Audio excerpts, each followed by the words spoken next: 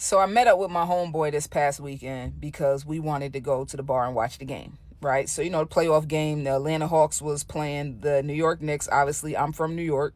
So, of course, I was in there, being who I am, talking my crap, because there was a bunch of Hawk fans in the bar, right? But when I first pulled up at the bar and I saw my homeboy in there, there was nobody really at the bar yet. It was kind of early. I think it was like maybe 6 o'clock, 6:30. So it was kind of early. So me and him were sitting at the bar. I immediately started ordering my drinks. I was ready to drink as soon as I got there.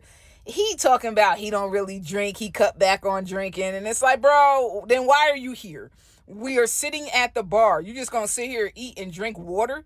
So he said he would take a shot, but that was it. He didn't really want to drink, right? So I'm like, man, you're boring, right? So as we're sitting there, parlaying, watching the game, one of his homeboys, I think one of his coworkers came.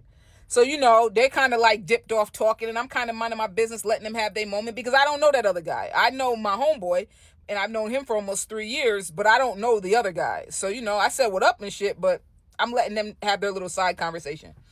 Sitting over on the right of me is this older Mexican man, right? And he was tipsy, I could tell. As I looked at him, I said, bro, how many of them beers have you had? Because them Mexicans can drink. I said, how many of them beers you had? He said, oh, I don't know. I lost count. I said, oh, okay. But anyway, so we sparked a conversation because he liked my hat. I was wearing a nice hat, and he had on a nice hat. So I'm like, bro, I like your hat.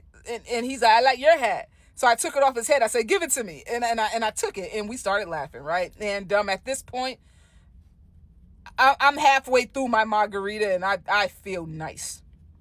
I feel nice, right? So I'm not really engaging in conversation with my homeboy and his homeboy. All eyes on the Mexican man, right? And I was live at the time, so a lot of y'all who watch my live, y'all know the story I'm about to tell. So I'm sitting next to the Mexican man and I'm telling him, I'm like, hey, get in the camera with me. I'm trying to get him to move over. I'm like, get in the camera with me. Let people on my live see you. You're getting ready to be my new sugar daddy. All right. So he starts laughing. Obviously, he knows that I'm trying to be your sugar baby because you done bought all them drinks. You flashing money. I want some. Right. But anyway, so he leans over and he's asking me personal questions. How often do I come here? Anybody who knows me, I'm a regular up in the bar. Nigga, I ain't never seen you before. You know what I mean? But you got money and I like it, right? So, but anyway, so he tells the bartender, he goes, hey, get her whatever she wants. So I look at him like, ooh, we're starting early. We just met and he's already doing these sugar daddy perks. Usually you got to work your way in, probably give him a hug, sit on their lap, some weird shit, right? But no, he's just buying me things already. I only knew this man at this point for 20 minutes, right? So, but anyway, so I tell the bartender, I'm like, give me another margarita. Mind you, I'm not even done with the first one yet. I was halfway through. I'm like, just send it over, right? So, shorty, by the time the second one comes, I downed the first one. By the time the second one comes, something was like, shorty, take your pace, like slow down, watch your pace. So I'm trying to come down. My homeboy leaves because he was going to him and some lady friend was going to see the new Michael Jackson movie. So he dipped. He left his other friend there, but like I said, I didn't know that guy, so I wasn't engaged in a conversation with him. Then you had four Mexican young guys sitting on the other side of the bar. They're taking shots, right? Everybody's like, shot. I only see that shit in movies, right? But real life, I'm watching it in real time. So they're taking shots, and I'm like, yeah. So one of the guys was like, I don't know if I want to, I've already had 2 shots. I don't know. So I leaned over. I said, bro, stop being a pussy, man. Just take the shot. So everybody starts laughing. I wasn't trying to be funny. I was being serious. He was acting like a girl, right? But anyways, long story short, the Mexican man started to feel away because no longer was I giving him attention because I was interacting with the young Mexican boys. You know what I mean? I think there was like 20, 22, 23, 24 little young Mexican boys. And one was muscular. The other 3 didn't have no muscle at all, but, handsome guys. I might like girls, but if you're handsome, right?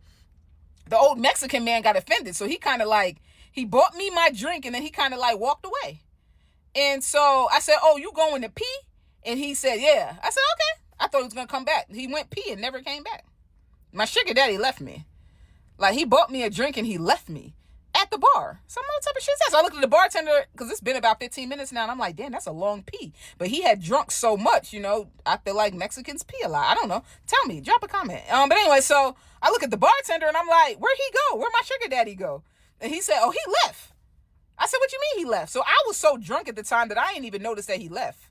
Like, he went to the bathroom, walked behind me, and walked out the door. He didn't even say bye. He didn't tap my shoulder. He didn't give me a hug. He didn't say shit. So now I'm mad at him, right?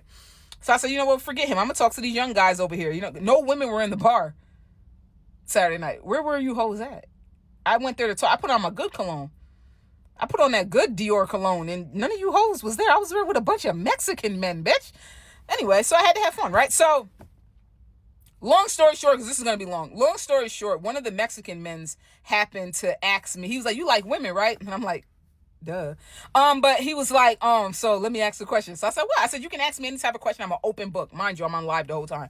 He goes, so how big is your strap? He was like, do you put it on right before you're getting ready to do something? Or like, do you hold it in your hand? And I'm like, what type of questions are these? Like, take me to dinner first, bitch. But anyway, so I'm like, what's that? I was like, well, I said, it's a decent size, I'm like, I've said, but that's kind of an odd question. Like, that's like me coming up to you saying, how big is your guy?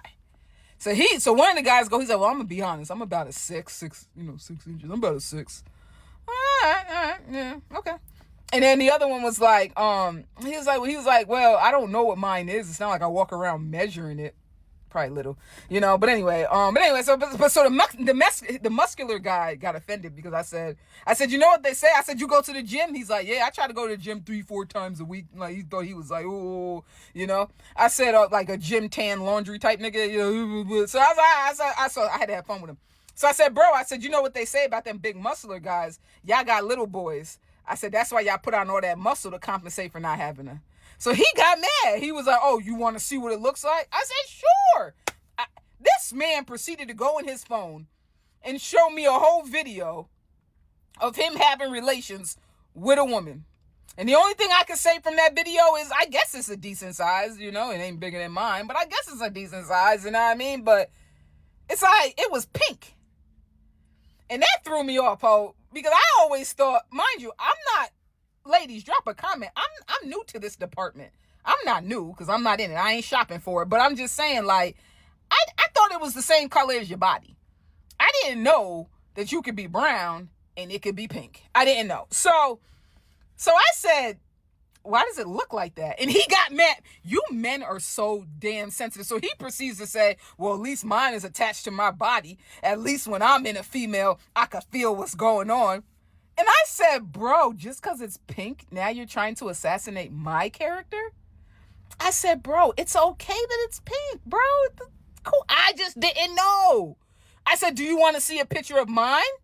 So he says, yeah. I thought that was a little gay, but whatever. So I show him.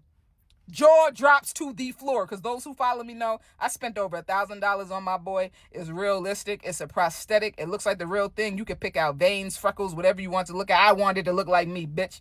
I got freckles, bitch. Sometimes it looks like it has an STD, but it don't. It's freckles. And I got to tell that to the hoes. It's freckles, right? But anyway, that's not the point. So I show him. And so the other Mexican boy said, oh my God, that looks so real. I said, thank you.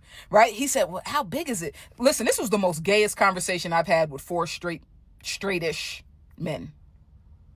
But for the muscular man that got offended, you must beat up women sometimes when you're bored, because the way he came at me, like, well, at least mine is real. And we're in the bar, by the way.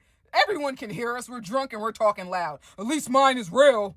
At least I can feel it when it goes inside of her. He was spitting.